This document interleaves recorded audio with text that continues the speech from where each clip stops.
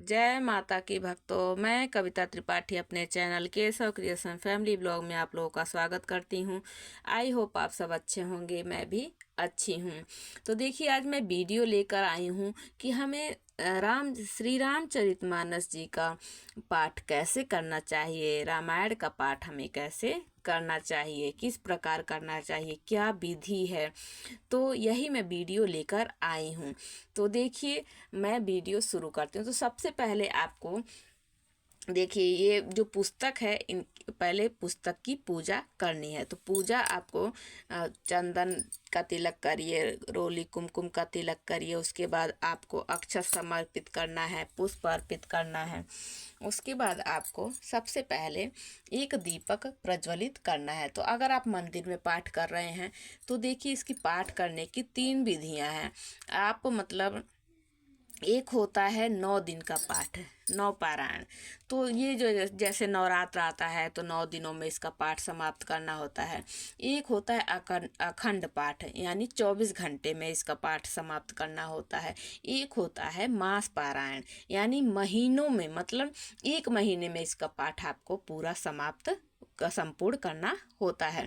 तो ये 3 विधियां हैं। वैसे तो ये 3 विधियां हैं, लेकिन अगर आप मतलब डेली पढ़ना चाहते हैं, केवल 5 मिनट का समय निकाल कर भी पाठ आप कर सकते हैं। तो उसकी विधि कैसे है, कैसे करना है हमें, वही मैं वीडियो लेकर आई हूँ। तो देखिए, सबसे पहले आपको एक ऐसा आता है, मतलब लकड़ी का बना होता है ये, क्योंकि पुस्तक को कभी भी नीचे रखकर हमें नहीं पाठ करना चाहिए। तो एक लकड़ी का ऐसा पटला बना आता है। तो आपको किसी भी पूजा स्टोर, मतलब जहाँ पे पूजा का सामान मिलता होगा वहाँ मिल जाएगा। तो ऐसा आपको सबसे पहले लेकर आना है। अगर आपको किसी भी गीता रामायण किसी का भी पाठ करना है तो इसको आपको लेकर आना चाहिए। उसके बाद आपको क्या करना है, आसन देना है। आसन आप पीला लाल वस्त्र का आसन दे सकते हैं। और पुस्तक जब भी आप पढ़ लें तो पुस्तक को लाल या पीले कपड़े में कवर करके ही हमेशा रखना चाहिए। इस बात का हमेशा ध्यान रखना चाहिए। तो सबसे पहले इस पे मैंने पुस्तक को विराजमान किया, फिर पुस्तक की पूजा की। एक दीपक आपको प्रज्वलित करना है और एक लोटे में आपको जल रखना है, जल रखना है।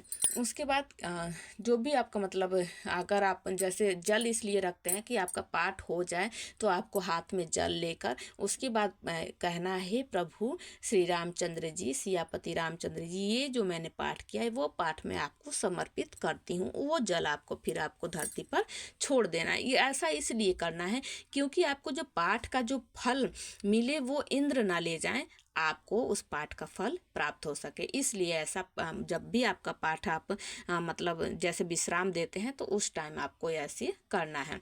उसके बाद चलिए मैं बता देती हूँ। तो दीप प्रज्वलित करना है। तो देखिए, कई लोग मतलब कलश भी स्थापित करते हैं। षोडशोपचार पूजन करना चाहिए। वो पुस्तक में आपको देखिए खुद ही बताया गया है। ऐसा मैं दिखा देती हूँ आप लोगों को पुस्तक। तो आप देखिए, मतलब ये छोटी पुस्तक है, बड़ी पुस्तक भी आती है। तो देखिए, सबसे पहले ये मैं पुस्तक खोलती हूँ।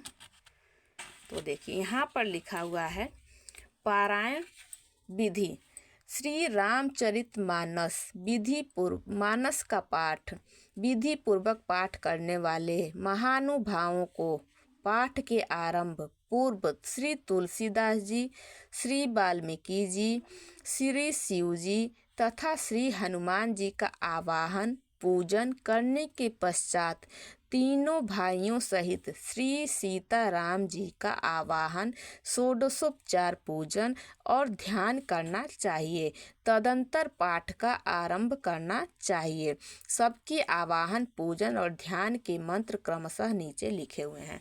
अगर आपको संस्कृत आती है तो आपको ये पाठ जो दिए गए हैं, आवाहन मंत्र सब कुछ, ये अगर आपको संस्कृत आती है तो आप ये सब कर सकते हैं। आचमनी, करन्यास, ये सब दिए हुए हैं। अगर आपको आता है मतलब संस्कृत आती है तो आप इसका पाठ कर सकते हैं। मान लीजिए अगर आप हिंदी में पाठ करना चाहते हैं, आपको नहीं आता है, तो वो मैं आप लोगों को बता देती हूँ। तो देखिए, सबसे पहले आपको क्या करना है, षोडशोपचार पूजन तो आपको ज़रूर करना चाहिए। षोडशोपचार पूजन अगर आप मान लीजिए नहीं कर पाते हैं, नहीं आती है आपको, तो आप क्या कर सकते हैं, एक दीपक आपको अवश्य प्रज्वलित करना है। अगर आपके पास फोटो मतलब सियापति रामचंद्र की जी राम दरबार की अगर फोटो है, मूर्ति है, तो उनको स्थापित करना है एक पाटे पर। और कलश स्थापित अगर आप करना चाहते हैं, अगर नहीं भी करना चाहते हैं तो सबसे सिंपल विधि मैं आप लोगों को बता रही हूँ।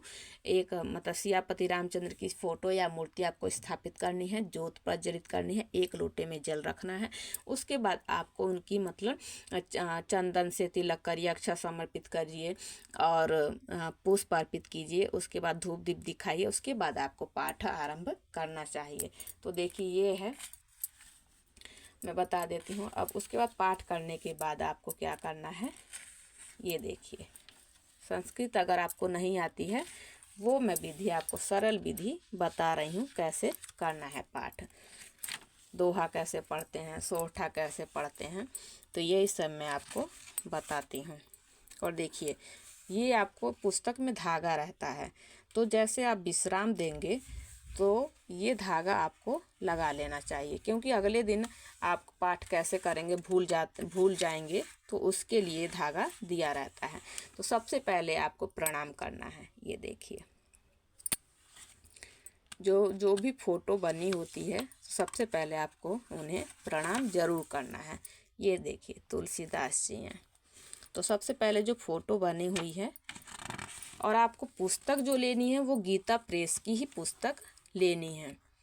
तो ये देखिए इनको प्रणाम करने में। उसके बाद देखिए सब प्रथम सोपान जो आता है हमारा, ये आता है बालकांड। तो बालकांड देखिए आप फिर सबसे पहले श्री गणेशाय नमः, आपको गणेश जी का ध्यान करना है। उसके बाद श्री जानकी वल्लभो विजयते, आपको सियापति रामचंद्र जी का ध्यान करना है। तो देखिए अब मैं बताती हूँ आपको। ये होता है, देखिए सो लिखा है, सो, तो इसका मतलब होता है सोरठा। ये लिखा है दो, तो दो का मतलब होता है दोहा। तो आपको जो पाठ करना, अगर आप मतलब डेली केवल 5-10 मिनट के हिसाब से पाठ करना चाहते हैं, तो आपको या तो एक दोहा पढ़ना चाहिए, या तो 3 पढ़ना चाहिए, या तो 5, मतलब इसी क्रम में विषम संख्या के क्रम में आपको पाठ करना चाहिए। दोहा समाप्त, जैसे एक दोहा ये मान लीजिए यहाँ से आप यहाँ से शुरू हो रहा है, तो यहाँ से शुरू कर रहे हैं, तो एक दोहा ये हो गया, तो चाहे तो आप यहाँ पर समाप्ति कर सकते हैं।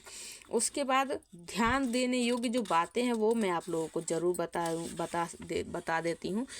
आपको अगर मान लीजिए आप 3 दोहा पढ़ रहे हैं, वैसे देखिए कि या तो 1 पढ़िए या 5 पढ़िए, लेकिन अगर आप 3 पढ़ना चाहते हैं तो पढ़ सकते हैं।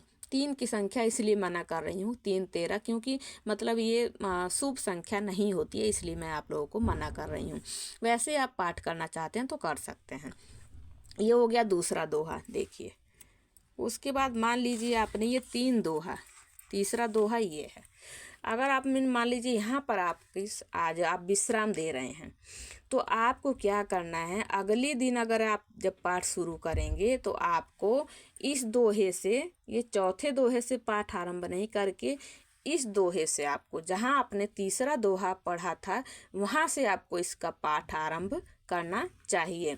तो फिर आपको मतलब वही जोत जलानी है, फिर आपको पूजा आराधना धूप दीप दिखानी है। उसके बाद आपको यहाँ से भलो भलाई पै लहई, लहई नीचाही नीच, सुधा सराही अमरता, गरल सराही मीच, बोलिए सियापति रामचंद्र की जय।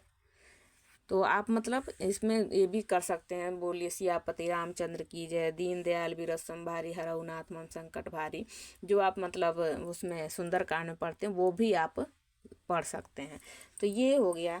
तो यही विशेष ध्यान देने वाली बातें हैं कि अगले दिन आप पाठ शुरू करते हैं तो आपको इस दोहे से, मतलब चौथे दोहे से ना लेके तीसरे दोहे से जहां आपने समाप्त किया था वहीं से आपको पाठ आरंभ करना चाहिए। तो आई होप मेरे द्वारा बताई गई आपको जानकारी अच्छी लगी होगी, और यही वीडियो को विश्राम देती हूँ। तो कुछ भी अगर आपको पूछना हो तो पूछ सकते हैं, कैसे पाठ, अगर कोई कन्फ्यूजन, वैसे तो मैंने पूरी कोशिश की है कि आपकी कन्फ्यूजन दूर हो सके और मतलब आप आसानी से केवल 5-10 मिनट का समय निकाल कर पूजा मतलब पाठ कर सकें। क्योंकि ये जो पाठ हम करते हैं ना, ये हमारे जीवन में मतलब जो अच्छे मार्ग पर ले जाने में प्रशस्त करती हैं। तो इनका पाठ हमें अवश्य करना चाहिए। डेली आपको अगर 1 पेज का टाइम मिलता है, लेकिन इस बात का ज़रूर ध्यान रखें, जो भी जिस टाइम पे आप शुरू करते हैं उसी टाइम पर आपको डेली पाठ करना चाहिए। इसका आपको विशेष ध्यान देना है। तो आई होप वीडियो पसंद आई होगी। अगर पसंद आई हो तो कमेंट में सीताराम जी जरूर लिखिएगा, सियापति रामचंद्र की जय जरूर लिखिएगा। और मेरे चैनल को लाइक शेयर एंड सब्सक्राइब कर दीजिएगा। चलिए मिलती हूँ नेक्स्ट वीडियो में।